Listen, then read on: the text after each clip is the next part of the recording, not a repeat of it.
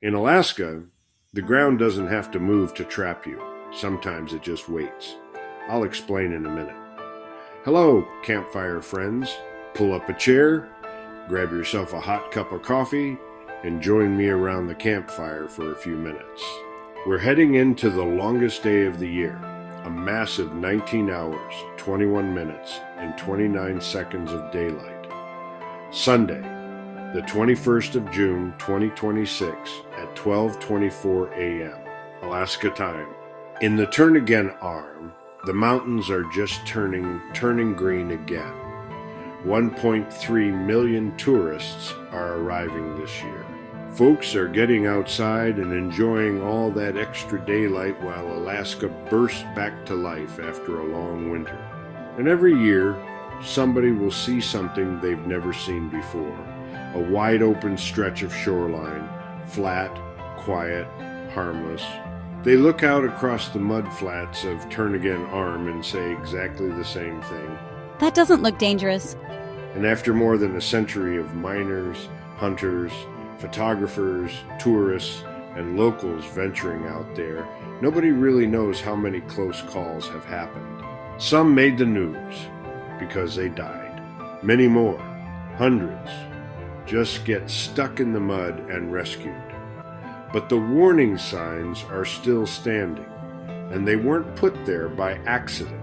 Now, in one of my previous campfire chats, we talked about Sunrise, Alaska, a gold rush town that helped put Alaska on the map. If you haven't heard that story yet, I'll leave a link down in the description, because tonight's story connects to that same piece of Alaska. The same waters, the same tides, the same unforgiving country.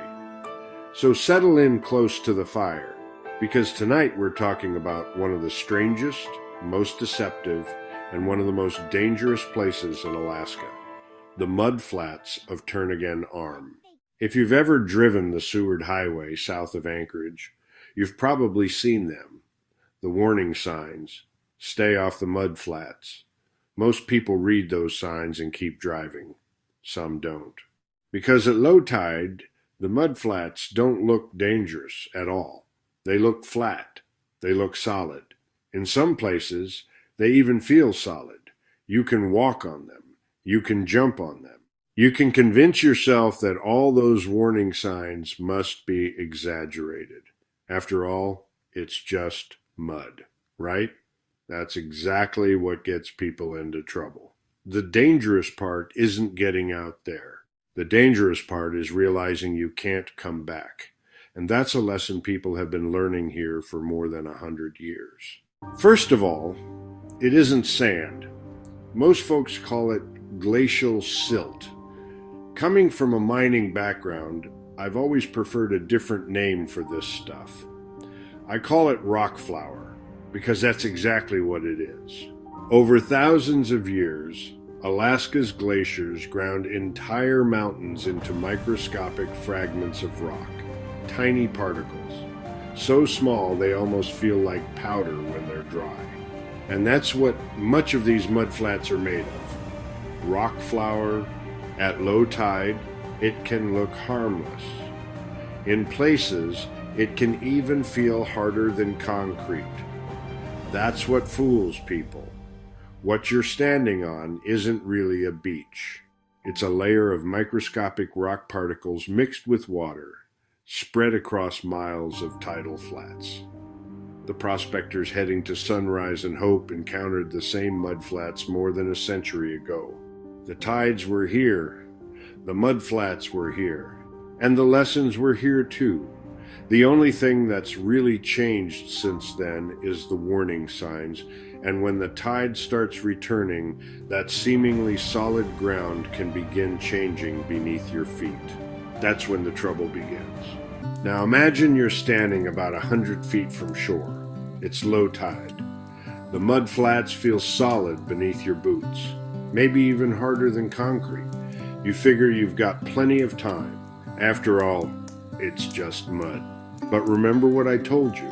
It isn't sand. It's rock flour. Millions upon billions of microscopic fragments of rock, ground out of Alaska's mountains by glaciers over thousands of years.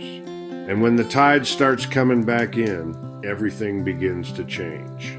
Water starts working its way through that rock flour. The surface that felt solid a few minutes ago begins losing its strength. Then 1 foot sinks, maybe only an inch, maybe 2. You pull. The mud pulls back. Now your other foot sinks, and suddenly those boots feel like they're buried in concrete. Only it isn't concrete, it's suction. On the biggest tides, the incoming water can arrive as a bore tide, a moving wall of water racing up the arm at speeds that can reach 10 to 15 miles per hour. You can hear it before you see it, a distant roar.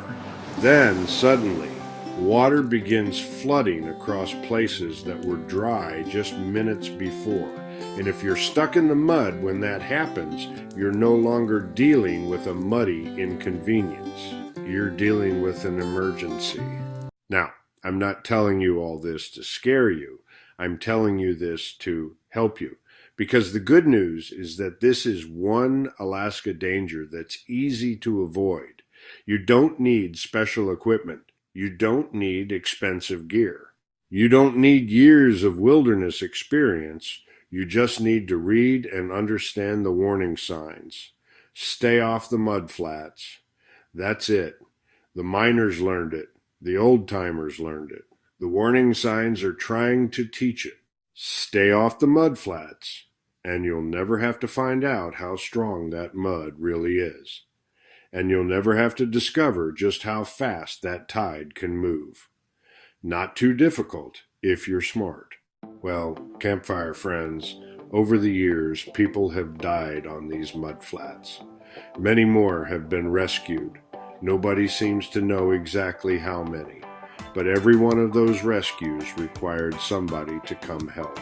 Firefighters, paramedics, volunteers.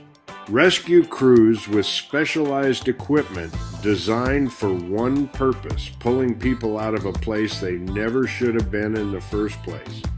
The lesson is simple. Stay off the mud flats. The warning signs are there for a reason, because Alaska doesn't always look dangerous. Sometimes the land just waits. It waits for someone to ignore the warnings. It waits for someone to think the rules don't apply to them. It waits for someone to take one step too many. And then it teaches the lesson. Trust me, the mud flats don't care who you are, and Alaska can take your life in an instant. Until next time, keep your campsite clean, your coffee hot, and be loud like the Alaskan spirit. This is Campfire Mike, signing off.